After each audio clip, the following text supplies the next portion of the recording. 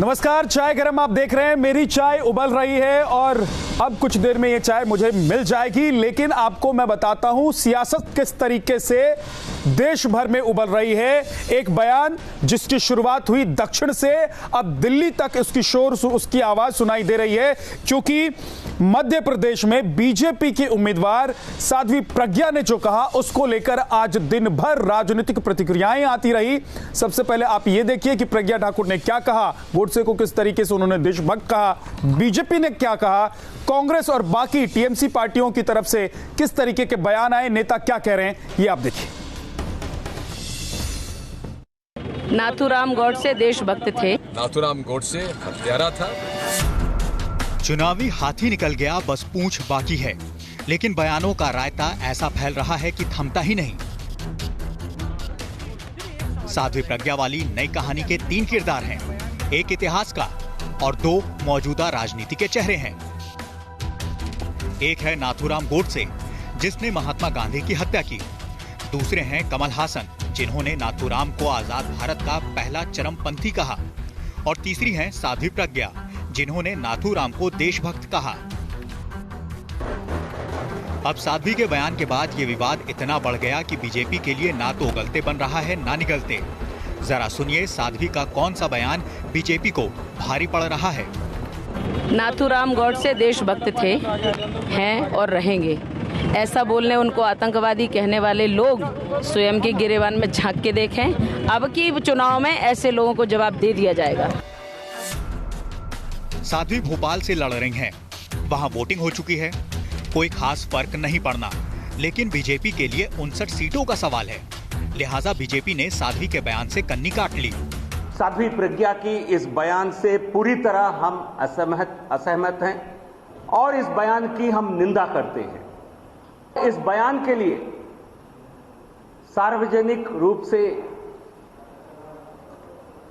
माफी मांगनी चाहिए साध्वी प्रज्ञा जी को। बीजेपी के लिए साध्वी का बयान इसलिए भी भारी पड़ रहा है कि कमल हासन के बयान के बाद जहां उनके खिलाफ चुनाव आयोग में शिकायत दर्ज कर दी गई, पुलिस केस कर दिया गया, अदालत ने संज्ञान ले लिया, वहीं ऐन मौके पर साध्वी के बयान से बीजेपी को हो रहा फायदा नुकसान में बदलता दिख रहा है। नाथूराम गोडसे को वही प्रज्ञा ठाकुर मोदी जी और अमित शाह जी की चहेती सच्चा देशभक्त बताने का दुस्साहस और घोर पाप कर रही हैं। नाथूराम गोडसे सही था, गांधी जी का हत्यारा। वो राष्ट्रभक्त था तो गांधी जी क्या थे? राष्ट्र विरोधी थे, एंटी नेशनल थे। ये स्पष्ट करें। गांधी जी के बारे में क्या सोचना है मोदी जी का और अमित शाह जी का, वो बताएं देश को कि साध्वी प्रज्ञा के बयान से सहमत है कि नहीं सहमत है। कांग्रेस अब हमलावर है। गोडसे का विमर्श कमल हासन से हटकर अब साध्वी के बयान पर पहुंच गया है। बीजेपी बचाव मुद्रा में है, क्योंकि उग्र हिंदुत्व का चेहरा साध्वी प्रज्ञा ने इससे पहले भी शहीद करकरे पर बयान देकर बीजेपी की किरकिरी कराई थी और अपने बयान के लिए चुनाव आयोग का बैन भी झेला था। लेकिन तब भोपाल में चुनाव बाकी थे, इसलिए साध्वी के बयान से कुछ फायदे की उम्मीद थी। अब तो साध्वी के बयान से सिवाय नुकसान रत्ती भर भी फायदा होता नहीं दिख रहा। इसलिए बीजेपी ने साध्वी से माफी की मांग की है। Team news nation. तो चाय मेरे हाथ में है, लेकिन इनकी चाय अभी आने में थोड़ा वक्त है। आप लोगों की नजर मेरी चाय पे तो नहीं है? नहीं। होनी भी नहीं चाहिए, क्योंकि सब आप अपनी चाय ले लें। एक चीज आपको लेकिन बताते हैं, आखिरी चरण का चुनाव बचा हुआ है, 59 सीटें बची हुई हैं। 50 सीटों पर बीजेपी को ज्यादा अभी जोर लगाने की जरूरत नहीं पड़ रही है, लेकिन पश्चिम बंगाल में बीजेपी और टीएमसी के बीच जबरदस्त टक्कर देखने को मिल रही है। लेकिन इस बीच कांग्रेस की नजर है इन तमाम पूरे सियासी घटनाक्रम पर। आपको बता दें कि कांग्रेस एक तो महागठबंधन के साथ होने की बात कर रही है, दूसरी तरफ कांग्रेस की अलग खिचड़ी पक रही है और उस खिचड़ी पर बीजेपी नजर गड़ाकर बैठी हुई है। कैसे, ये देखिए।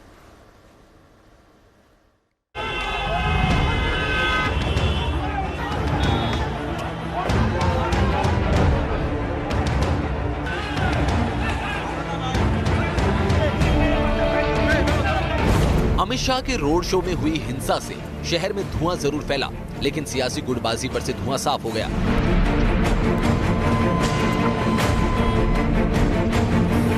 पूरे देश के राजनीतिक दल दो गुटों में दिखे। एक गुट मोदी के साथ वालों का था और दूसरा मोदी के खिलाफ वालों का। जाहिर तौर पर मोदी के खिलाफ वाला गुट कोलकाता में हुई हिंसा को लेकर ममता के साथ था और चुनाव आयोग की कार्रवाई के खिलाफ। बंगाल मुद्दे पर विपक्षी एकता से ममता बनर्जी को जरूर ताकत का एहसास हो रहा हो, लेकिन इस पूरी लड़ाई में कांग्रेस बेहद होशियारी से अलग खिचड़ी ही पका रही है। कांग्रेस की इस नई सियासी खिचड़ी में नजर उन राजनीतिक दलों पर है जो ना तो एनडीए के साथ हैं और न ही यूपीए के साथ। इनमें कांग्रेस के टारगेट पर ओडिशा के नवीन पटनायक हैं, जिन्होंने पिछली बार 21 में से 19 सीटें जीती थी। आंध्र में जगन मोहन रेड्डी हैं, जिन्होंने 2014 में 25 में से 9 सीटें जीती थी। और तेलंगाना में केसीआर राव हैं, जिन्हें पिछली बार 17 में से 11 सीट पर जीत हासिल हुई थी। खबर है कि इन नेताओं से कांग्रेस ने बातचीत भी शुरू कर दी है और 23 मई को सोनिया गांधी की अगुवाई में दिल्ली में होने वाली बैठक का न्योता भी दिया जा चुका है। एमपी के सीएम कमलनाथ ने तो नवीन पटनायक के दिल्ली दौरे पर मुलाकात करके उन्हें खास तौर पर न्योता दिया है। नवीन पटनायक पर कांग्रेस के दौरे की चर्चा इसलिए भी है क्योंकि जिस ओडिशा के चुनाव में नवीन पटनायक को बीजेपी अध्यक्ष ने फूका हुआ जनरेटर करार दिया था, उसी नवीन पटनायक को फानी तूफान के बहाने पीएम मोदी न सिर्फ साथ लेकर हेलीकॉप्टर में घूम रहे थे, बल्कि 1000 करोड़ का पैकेज भी दे दिया और 14 लाख लोगों को निकालने के लिए खूब तारीफ भी की। पानी हो, बिजली हो, कम्युनिकेशन हो, हेल्थ के लिए आवश्यक जो बातें हो, उसको हम प्राथमिकता दे रहे हैं। उसके लिए जो भी आवश्यकता है, नवीन बाबू ने बहुत अच्छा प्लान किया है। यहाँ तक कि बंगाल में जब अमित शाह के रोड शो पर हमला हुआ, तब भी अमित शाह ने मीडिया के सामने बंगाल और उड़ीसा का जिक्र किया, लेकिन बंगाल की सरकार की निंदा की, वहीं उड़ीसा सरकार की तारीफ। ये और बात है कि इस चुनाव में उड़ीसा में भी बीजेपी के 3 कार्यकर्ता मारे गए थे। ये नए समीकरण बताते हैं कि 23 मई को आने वाले नतीजों को लेकर मोदी विरोधी ही नहीं, बीजेपी भी तैयारी में जुट गई है। Team news nation. तो राजनीति की ये खबर आप देख रहे हैं, लेकिन इस बीच कुछ दिलचस्प खबरें भी होती हैं, कुछ ऐसी खबरें भी होती हैं जो हैरान कर देती हैं, और कुछ ऐसी खबरें भी होती हैं जो शौक से जुड़ी होती है। कोई फूंक के चाय पीता है, कोई प्याले में डालकर चाय पीता है, तो ये शौक की बात है और शौक बड़ी चीज होती है, और ये जरूरी भी ना हो कि शौक सिर्फ नवाबों का हो। दरअसल शौक से क्या नुकसान भी हो जाता है कभी कभी, इसकी एक तस्वीर ब्राजील से आई है, हम आपको दिखाते हैं। देखिए किस तरीके से एक हेलीकॉप्टर में शादी के लिए दुल्हन सवार थी, उस दुल्हन के साथ कुछ लोग भी सवार थे इस हेलीकॉप्टर में, लेकिन अचानक तभी ये बड़ा हादसा हो जाता है। हेलीकॉप्टर धड़ाम से मुंह के बल जमीन पर गिरता है और कुछ ही देर में इसमें आग लग जाती है। हालांकि आपको बता दें कि गनीमत इस बात की थी कि हेलीकॉप्टर में जितने लोग सवार थे दुल्हन समेत, वो सभी सुरक्षित बाहर निकाल लिए गए और किसी को ज्यादा नुकसान नहीं हुआ। लेकिन शौक किस तरीके से कभी कभी आपके लिए मुसीबत खड़ी कर देता है, ये तस्वीरें बता रही हैं।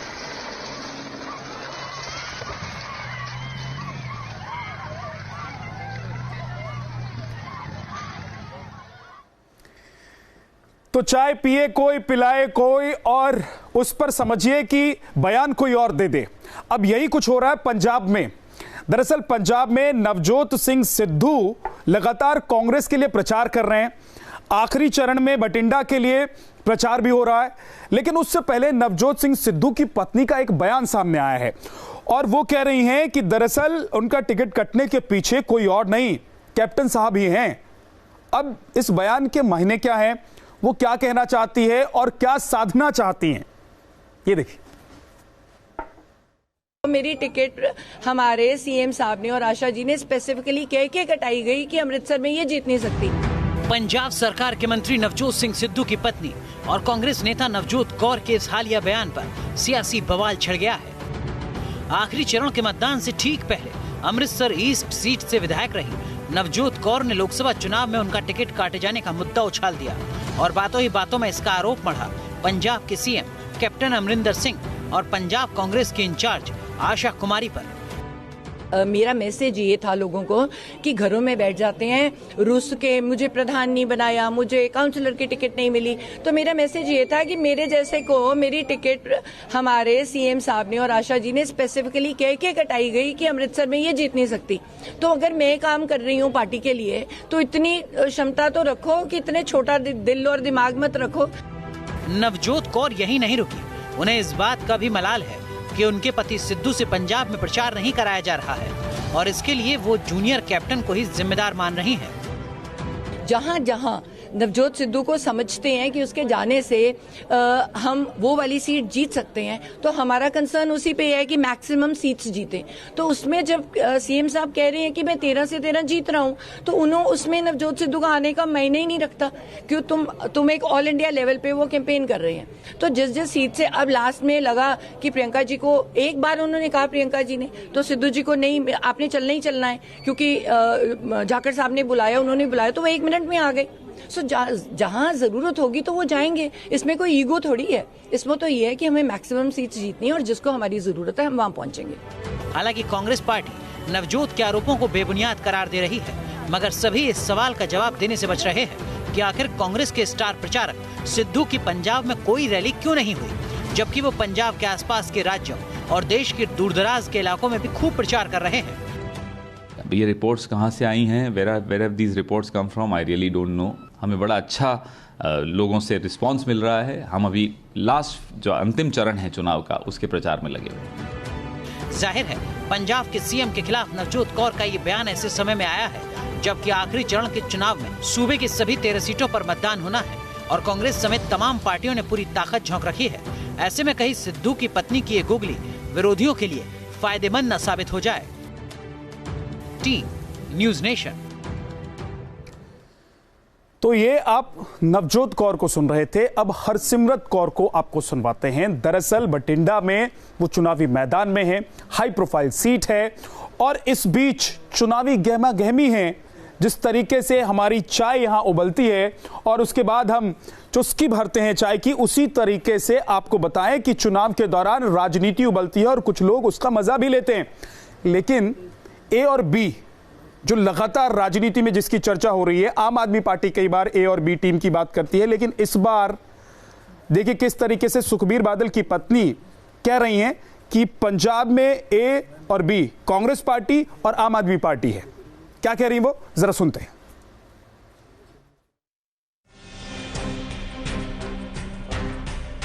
पंजाब की सभी लोकसभा सीटों पर आखिरी चरण में वोटिंग होगी। पूरे सूबे में कांग्रेस और आम आदमी पार्टी अकेले लड़ रही हैं, जबकि अकाली बीजेपी के बीच गठबंधन है। सबके जीत के अपने दावे हैं, लेकिन अकाली दल को जीत का दोहरा भरोसा है, क्योंकि उन्हें लगता है कि राज्य में एंटी इनकम्बेंसी और देश में मोदी का काम उन्हें वोट दिलाएगा। एक महिला होने के नाते मुझे दबा लेंगे, अब सरकार उनकी है, दबा लेंगे, डरा लेंगे, प्रशासन का इस्तेमाल करके। कल तो मेरे प्रोग्राम्स कैंसिल करा दिए एक एसडीएम से। सो ये सब हथकंडे चल रहे हैं।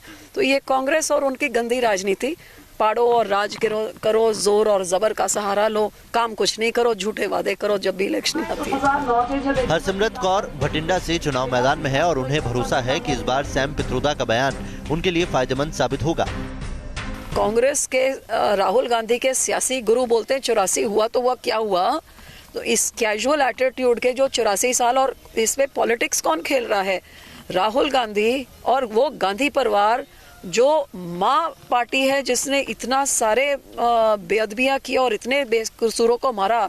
आज वोटों के लिए वो बरगाड़ी जाके बेअदबी और बेकसूरों की मौतों के बारे में वो बात कर रहे हैं। हरसिमरत कौर को आम आदमी पार्टी से भी चुनौती मिल रही है, लेकिन इनका कहना है कि इस पार्टी की कोई क्रेडिबिलिटी ही नहीं बची है। केजरीवाल अपने बच्चों के सिर पे कसम खा सकते हैं कि कांग्रेस और बीजेपी से समझौता नहीं करूंगा, और 5 दिन बाद कुर्सी के लिए कांग्रेस के साथ रली मिली दिल्ली में सरकार बनाते हैं। जो पूरा यहाँ पे इलेक्शन कैंपेन चलाते हैं कि नशों के लिए जिम्मेदार अकाली दल है, और फिर जेल से बचने के लिए घुटने टेक के जिसके ऊपर इल्जाम ला रहे थे उसी से हाथ बांध के माफी मांगते हैं। तो ये केजरीवाल वही है जो दिल्ली में राहुल गांधी के मगर कटोरा लेके भाग रहे हैं कि दिल्ली में कर लो, हरियाणा में कर लो, तो रले मिले तो ये खुद हैं। हरसिमरत कौर ने आम आदमी पार्टी को कांग्रेस की बी टीम करार दे दिया है। साथ ही दिल्ली के मुख्यमंत्री केजरीवाल को देश की सियासत का सबसे बड़ा झूठा शख्स करार वो दे रही हैं कि जो वो बोल रहे हैं बस वो ही झूठ है, बाकी सब सच है। उसके विपरीत वाला सारा कुछ सही है, और जो बोल रहे हैं वो महा झूठ बोल रहे हैं, क्योंकि मुंह खोलते ही झूठ बोलते हैं। हरसिमरत कौर भटिंडा लोकसभा सीट से जीत की हैट्रिक लगाना चाहती हैं, लेकिन 2014 में तकरीबन 20,000 वोट से मिली जीत को इस बार हरसिमरत और बड़े अंतर में तब्दील करना चाहती हैं। भटिंडा से विशाल ठाकुर के साथ टीम न्यूज़ नेशन। ब्रेक के बाद एक बार फिर से आपका स्वागत है चाय गरम में। चाय आप पीते रहिए, लेकिन कुछ खबरें देश और दुनिया की हैं जो आप तक पहुंचानी जरूरी है। एक खबर आपको बता दें कि सऊदी अरब से आई है। यह हैरान कर देने वाली खबर है। छोटी सी गलती का खामियाजा किसी को कितना और क्या भुगतना पड़ सकता है, वो सोशल मीडिया पर यह वीडियो वायरल हो रहा है। सऊदी अरब का आरोप है कि सऊदी अरब के एक रईस परिवार में मेड का काम करने वाली एक महिला को पेड़ से बांध दिया गया। ये तस्वीरें उस पीड़ित महिला की हैं। इसकी गलती बस इतनी थी कि इन्होंने बाहर रखे फर्नीचर धूप में से नहीं हटाए थे। इनकी तस्वीर किसी सहकर्मी ने ले ली और सोशल मीडिया पर इसको डाल दिया। 26 साल की महिला फिलीपींस की रहने वाली है और 2 बच्चों की मां भी है। इन्हें बाद में छुड़ाया गया और वापस से फिलीपींस भेज दिया गया। घरेलू नौकर चाकरों से उत्पीड़न की ये पहली घटना नहीं है सऊदी अरब की, या फिर तस्वीर पहली बार नहीं आई है, लेकिन जब भी ये तस्वीर आती है या इस तरह की घटना होती है, जरूर सवाल खड़े करते हैं कि आखिर छोटी सी गलती की सजा आप किसी को क्या दे सकते हैं? क्या इतनी बड़ी सजा किसी को दे सकते हैं, भले वो घर की नौकरानी या नौकरी क्यों ना हो? चाय गरम आप देख रहे हैं। आपको अब राजस्थान की खबर बताना बहुत जरूरी है। राहुल गांधी आज वहां पहुंचे थे और अलवर में आज राहुल गांधी ने मुलाकात की एक पीड़ित परिवार से। वो पूरी खबर हम आपको बताएंगे, लेकिन उससे पहले 3 तस्वीरें देख लीजिए, क्योंकि ये गहमा गहमी की तस्वीर है। पटना, गोरखपुर और कोलकाता की तस्वीर है। एक तरफ पटना में राहुल गांधी पहुंचे थे आज चुनाव प्रचार करने के लिए। अमित शाह पहुंचे गोरखपुर में, क्योंकि आखिरी चरण में गोरखपुर में वहां पर वोटिंग होनी है। ममता बनर्जी भी आज पूरी ताकत के साथ नजर आई कोलकाता में। और ये अलग अलग 3 तस्वीरें 3 इलाके की हैं, लेकिन सबका निशाना ये है कि 19 तारीख को जो चुनाव होंगे, उस चुनाव के लिए पूरी ताकत और पूरी जोर आजमाइश कैसे की जाए। अब आपको राजस्थान वाली खबर मैं बता देता हूं, क्योंकि यह खबर आप तक पहुंचाना जरूरी है। अलवर में आपको याद होगा कि एक मासूम के साथ किस तरीके से सामूहिक बलात्कार हुआ था। पूरी खबर ने खूब मीडिया में शोर मचा, जिसके बाद सबका ध्यान उस पर गया। आरोपियों के खिलाफ कार्रवाई होने की बात आई। आज उसी पीड़िता से मिलने के लिए अलवर राहुल गांधी पहुंचे थे। कांग्रेस के अध्यक्ष राहुल गांधी वहां पहुंचे थे और वहां पर राहुल गांधी ने परिवार से मुलाकात की, बात की, आश्वासन दिया, कुछ वादे भी किए। लेकिन इस दौरान आपको बता दें, न्यूज नेशन को एक ऐसा और परिवार मिला जिसकी बच्ची गायब है और उनका कहना था कि उनकी कोई मदद नहीं कर रहा है। ये 2 तस्वीरें राजस्थान के अलवर की हैं। पहली तस्वीर उस वक्त की है जब राहुल गांधी और राजस्थान के मुख्यमंत्री अशोक गहलोत अलवर गैंगरेप की पीड़ित से मुलाकात करने के बाद मीडिया से मुखातिब थे। जबकि दूसरी तस्वीर उस पिता की है जो अपनी गुमशुदा बेटी की तलाश के लिए गुहार लगाता हुआ यहाँ पहुँचा था, मगर राहुल गांधी से उनकी मुलाकात नहीं होने दी गयी। नहीं, प्रशासन ने मेरे को नहीं मिलाया। उन्होंने मेरे से कहा कि आ जाओ, आपको राहुल गांधी से मिलाएंगे और अशोक गहलोत जी से मिलाएंगे, और प्रशासन ने मेरे को बांध कर ऐसे दूर एक टेंट में डाल दिया। किसी भी तरह से या चक्का जाम करे या कोई भी उपाय करे या प्रशासन पर दबाव दे और हमको 24 घंटे में बच्ची को उपलब्ध करे, नहीं तो हम पूरा परिवार आत्महत्या करके और हमारे प्राण को नष्ट कर लेंगे। एक तरफ यह हकीकत और दूसरी तरफ वो सियासत जिसमें राहुल ने मीडिया से कहा कि वो यहाँ राजनीति करने नहीं आए हैं और राजस्थान सरकार दोषियों को ऐसी सजा देगी जो एक नजीर बनेगी। मेरे लिए ये राजनीतिक मुद्दा नहीं है, मेरे लिए ये एक इमोशनल बात है। एक लड़की के साथ गलत काम किया गया है और हिंदुस्तान में, सिर्फ राजस्थान में नहीं, सिर्फ अलवर में नहीं, हिंदुस्तान में हमें मैसेज देना है कि जो हमारी बहनें हैं, माताएं हैं, उनके साथ ये बर्ताव नहीं टॉलरेट किया जाएगा। कांग्रेस अध्यक्ष तो पीड़ित से मिलकर और मीडिया को बयान देकर चले गए, लेकिन विपक्ष कांग्रेस के वादों और दावों से इत्तेफाक नहीं रखता। गहलोत जी, ये महाभयंकर अपराध है, गलती से भी बहुत बड़ा। इसकी कीमत एक ही है कि मुख्यमंत्री और गृह मंत्री आप ही हो, आपको इस्तीफा देना ही पड़ेगा। Gehlot must resign फोर्थविथ।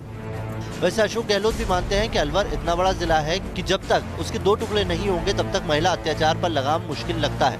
वैसे तो पूरे राजस्थान में महिला अत्याचार चरम पर है, लेकिन जयपुर के बाद अलवर महिलाओं के लिए अपराध में सबसे आगे है। अलवर में रोज 4 से अधिक महिलाएं किसी न किसी अपराध की शिकार होती हैं। हालांकि इन शर्मसार करने वाले आंकड़ों के बावजूद राजनीतिक पार्टियां एक दूसरे पर सिर्फ आरोप प्रत्यारोप लगा रही हैं। आज अगर आप लोग आंकड़े उठा के देख ले, हर मिनट हर सेकंड, मैं तो कहती हूँ हर दिन जिस प्रकार की छोटी बच्चियों से लेके महिलाओं की घटनाएं आई हैं, तो हम 2 नंबर पे फिर वापस आ गए, जहाँ से हम लेके राजस्थान को चले थे और 5 पे ले आए थे। आज मुझे लगता है कि 2 नंबर पे राजस्थान पहुँच गया और यही स्पीड रही तो राजस्थान नंबर 1 हो जाएगा। बीजेपी के राज में की तुलना यदि कांग्रेस के राज से करें तो सब जानते हैं कि उनके राज में महिला दुष्कर्म के मामलों चरम पर थे, SC/ST एट्रॉसिटीज़ में 1 और दूसरे नंबर पर थे, और इसके अलावा डायन कहकर महिलाओं को प्रताड़ित करने के मामलों में शोभपूर्ण टिप्पणियां जो अंतर्राष्ट्रीय पटल से भी आई थी। लेकिन फिर भी मैं कहना चाहूँगी कि ये कोई ऐसा समय नहीं है जिसमें इन मुद्दों का राजनीतिकरण किया जाए। हम खुद इस चीज़ को लेकर के बहुत दुखी हैं कि ऐसी घटना घटी है। जाहिर है सियासत में अपराध महज मुद्दा बन गया है और यही वजह है कि अपराधी बेलगाम होकर घूमते हैं और पीड़ितों के परिवार इंसाफ के लिए दर दर भटकते रह जाते हैं। क्या इंसाफ के लिए सियासत की दरकार है? क्या इंसाफ के लिए चुनाव की दरकार है? क्योंकि जब तक बड़ा मुद्दा नहीं होगा तब तक क्या इन जैसे लोगों को इंसाफ नहीं मिल पाएगा, क्योंकि ये मामला भी यही थाना गाजी इलाके का है। लेकिन इनसे ना मुख्यमंत्री मिले, ना कांग्रेस अध्यक्ष मिले और ना ही इन्हें बीते 18 दिनों से अपनी बेटी मिल पाई है। वीडियो जर्नलिस्ट विकास राय के साथ राहुल अब्बास, न्यूज़ नेशन, अलवर। कुछ लोगों की ये फितरत होती है कि वो हर चीज में कुछ ना कुछ नया करने की सोचते हैं, चाहे वो चाय हो, चाहे खाना हो, चाहे कुछ और भी करना हो। अब यही चाहत एक इंजीनियर से क्या करवा गई, उसकी तस्वीर हम आपको दिखा रहे हैं। छत्तीसगढ़ से ये खबर आई, तस्वीर आई, जिसमें एक दूल्हा जो कि इंजीनियर है वो अपनी बारात कैसे लेकर पहुंचा वो देखिए। बलौदा बाजार से ये तस्वीर आई।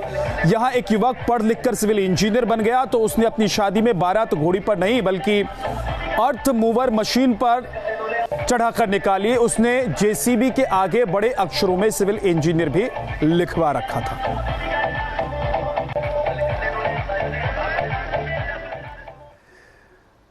और इसी तरह की एक और खबर है, यह खबर मध्य प्रदेश से है। यहां अभी तक आपने क्या सुना था कि दूल्हे जाते हैं, या देखा भी होगा तस्वीरों में, आप देखते भी होंगे कि दूल्हे जाते हैं बारात लेकर, घोड़ी चढ़कर। लेकिन ये तस्वीर देखिए, भोपाल की तस्वीर है, बिल्कुल अलग आपको दिखेगी ये तस्वीर, क्योंकि दुल्हन पहुंची है दूल्हे के घर घोड़ी पर बैठकर और दुल्हन के साथ बारात है। ये नायाब तस्वीर है और ये अपने शौक को, अपने मन की बात को पूरा करने के लिए या फिर अपनी चाहत को पूरा करने के शौक में दुल्हन घोड़ी को लेकर, घोड़ी पर चढ़कर दूल्हे के यहां पहुंची।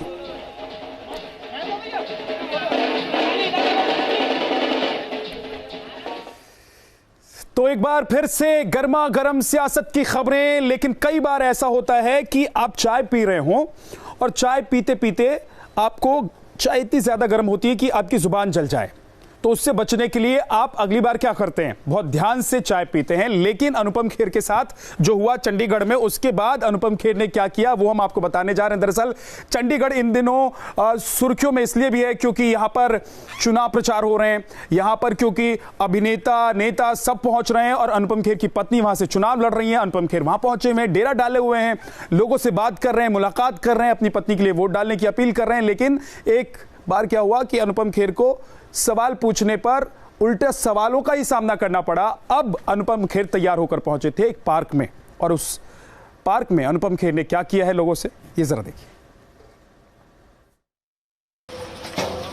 बड़ा पार्क है। अनुपम खेर आजकल चुनाव प्रचार में तो नहीं है, लेकिन पार्क में उनका ओपिनियन पोल खूब चल रहा है। अनुपम सुबह सुबह पार्क में पहुंचते हैं, वहां आने जाने वाले लोगों से मुलाकात करते हैं, सेल्फी लेते हैं, हालचाल पूछते हैं और जैसे ही मौका मिलता है वैसे ही अपने काम की बात भी पूछ लेते हैं। वोट किसको दे रही हैं आप? सर बस जो मतलब सही लगे। कौन से देखते हैं अभी तक पता नहीं लगा कौन बाकी है। मोदी ही, वैसे तो मोदी ही है मेरा, और कौन है? मोदी को ही देंगे। वैसे अपने आप को ऐसे परेशान करना नहीं, मैं लेता हूं। मोदी ही, वैसे सेल्फी लेने के चक्कर में महिला ने मोदी को वोट देने की बात कह दी। लेकिन अनुपम खेर ने एक से ही नहीं कई लोगों से सुबह सुबह बात कर ली थी। उनका कहना था कि चंडीगढ़ में किरण खेर और देश में पीएम मोदी ने ऐसा काम किया है कि चारों ओर लोगों के चेहरे पर खुशी दिखती है। लोग ओवरऑल खुश नजर आते हैं। सबसे बड़ी बात ये है, एक तो होता है कि खुश होने की एक्टिंग करते हैं कुछ, और एक होता है कि वाकई खुश नजर आते हैं। तो मॉर्निंग वॉक पे आदमी पता लग जाता है इंसान का मूड। या शाम के समय। भला अभिनय और असलियत में फर्क अनुपम खेर से बढ़िया कौन समझ सकता है।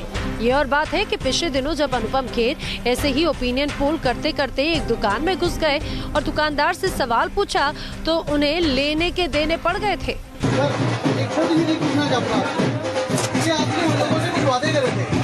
इसमें से क्या किया आपने? हालांकि बाद में अनुपम खेर ने कहा था कि उनके खिलाफ साजिश की गई थी और छिपे हुए कैमरे के सामने जानबूझकर उल्टा जवाब दिया गया था। Team news nation. अब बेंगलुरु से खबर है, क्या ज्योतिषों को इनाम मिलने वाला है। दरअसल ये ऐलान किया गया है एक व्यक्ति की तरफ से कि आप बताइए चुनाव में कौन जीत रहा है, कितनी सीटें किसको मिल रही है, जिसका भविष्यवाणी सही निकलेगा उसको इनाम देंगे और इनाम छोटा मोटा नहीं 1 करोड़ का होगा। पूरी खबर देखिए। The 1 crore rupees is the prize money and 10,000 rupees the deposit. But if we win, the person who wins the challenge, he will get back the 10,000 also. But he lose, he will not get. What is the last date for entry? That is 20th of this month.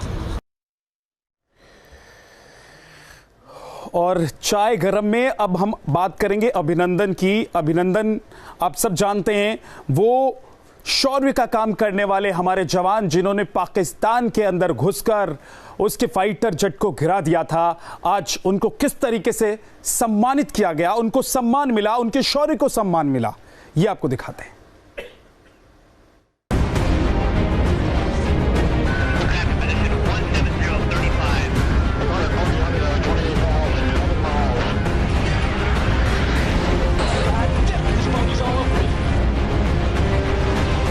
27 फरवरी को wing commander अभिनंदन ने आसमान में ऐसी शौर्य गाथा लिखी थी जिसे हिंदुस्तान ही नहीं बल्कि दुनिया सलाम करती है और अब उसी शौर्य को नया सम्मान मिला है। विंग कमांडर अभिनंदन की 91वीं स्क्वाड्रन को फाल्कन स्लेयर्स का सम्मान मिला है क्योंकि अभिनंदन भारतीय वायुसेना की श्रीनगर स्थित 91वीं स्क्वाड्रन के जांबाज हैं। इन्होंने MiG-21 से पाकिस्तान के F-16 को मार गिराया था, इसलिए अब तक जिस स्क्वाड्रन को स्वाड आर्म के नाम से जाना जाता था उसकी पहचान अब फाल्कन स्लेयर्स के नाम से होगी। इसके अलावा इस बैच पर एमरैम डॉडजर्स भी लिखा होगा क्योंकि पाक के फाइटर ने अमेरिकी एमरैम मिसाइल दागी थी जिसे छकाकर अभिनंदन ने कमाल कर दिया था।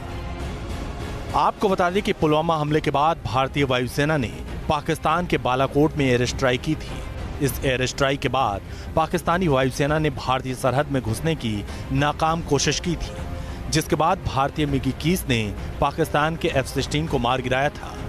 हमले को नाकाम करने वाले विंग कमांडर अभिनंदन इसी 91वीं स्क्वाड्रन में तैनात थे, लेकिन वो इस ऑपरेशन में पाकिस्तान के कब्जे में चले गए थे। न्यूज नेशन से खास बातचीत में पीएम मोदी ने कैसे वायुसेना के बहादुर की तारीफ की थी, साथ ही पाकिस्तान को अभिनंदन को रिहा करने के लिए साफ लहजे में चेतावनी भी दी थी। जब रियलिटी आई तो पता चला कि एक उनका जहाज F-16 तोड़ा गया है, 2 पायलट उनके मारे गए हैं। हमारा एक पायलट और हमारा एक जहाज गया वो तो हमें मालूम था, हमें पता था। तो हमने फिर दोपहर को एक प्रेस ली। मैंने कहा हमारे फॉरेन सेक्रेटरी को, मैंने कहा प्रेस आप लीजिए और दुनिया के सामने इतना बता दीजिए कि हमारे पायलट को अगर जरा सा भी खरोच आई तो फिर बात बिगड़ जाएगी। और ये हमारा स्टेटमेंट बहुत पब्लिक स्टेटमेंट है। करीब 1 बजे मैंने दिया था, करीब 1 बजे दिया था। तो मैसेज वाज क्लियर कि हम क्या करने वाले हैं। उसके बाद क्या हुआ दुनिया ने देखा। किस तरह से महज 60 घंटे में ही पाकिस्तान घुटने के बल आ गया और देश के वीर सपूत अभिनंदन को तीसरे दिन ही उसे रिहा करना पड़ा। Team news nation. तो ये खुशी का पल है क्योंकि शौर्य को जब सम्मानित किया जाता है तो खुशी तो होती है। चाय गरम आप देख रहे हैं और चाय पीते पीते मुझे याद आया कि आपको एक दिल्ली की खबर बताना भी बहुत ज़रूरी है क्योंकि दिल्ली में आपको याद होगा कुछ ही वक्त पहले पिता की हत्या कर दी गई थी छेड़छाड़ का विरोध करने पर। हमारे सहयोगी वहां पहुंचे, उन्होंने जो रिपोर्ट भेजी है वो सीधे आप तक पहुंचाते हैं। बसई दारापुर में ध्रुव त्यागी की हत्या के विरोध में आज महापंचायत या कह सकते हैं कि महाशोक सभा का आयोजन हुआ और उसके बाद सारे लोग आप देख सकते हैं कि रोड पर उतर आए हैं। यहाँ पे ट्रैफिक जाम कर दिया है। ये बसई दारापुर का चौराहा है जहाँ महापंचायत के बाद सारे लोग रोड पे आ गए। इस मोती नगर चौराहा है, रोड को जाम कर दिया है और यहाँ पे अतिरिक्त पुलिस बल, आसपास के थानों की पुलिस भी आ गई है। पुलिस की कोशिश है कि इन लोगों को समझा बुझाकर यहाँ से हटाया जाए, लेकिन लोगों में बेहद गुस्सा है। लेकिन आप देख सकते हैं करीब 20 मिनट हो चुके हैं इस रोड को जाम हुए। पीछे तक बहुत लंबा ट्रैफिक जाम लग गया है। लोग ध्रुव त्यागी को न्याय दो, इस मामले की जांच जो है फास्ट ट्रैक कोर्ट में करवाई जाए और शीघ्र न्याय आदि मांगों के बैनर लिए हुए यहाँ पे जमा हैं और रोड को जाम कर दिया है। उनकी मांग है कि इस मामले में अभी तक सिर्फ 6 आरोपी गिरफ्तार हुए हैं, जबकि नाम जो है 11 लोगों का आ रहा है। परिवार के अन्य सदस्यों की भी गिरफ्तारी की मांग की जा रही है और पुलिस का कहना है कि इस मामले में जिनके खिलाफ एविडेंस मिले उन्हें अरेस्ट कर लिया गया है। आगे भी अभी जांच जारी है और अगर आवश्यकता पड़ी तो इस मामले में और गिरफ्तारियां हो सकती हैं। वीडियो जर्नलिस्ट अतुल के साथ अवनीश चौधरी, न्यूज नेशन दिल्ली। इस घटना पर विरोध अभी तक है। चाय गरम में आज इतना ही। कल फिर मिलेंगे शाम 7 बजे ही गरम चाय और ताजा तरीन खबरों के साथ। तब तक के लिए नमस्कार।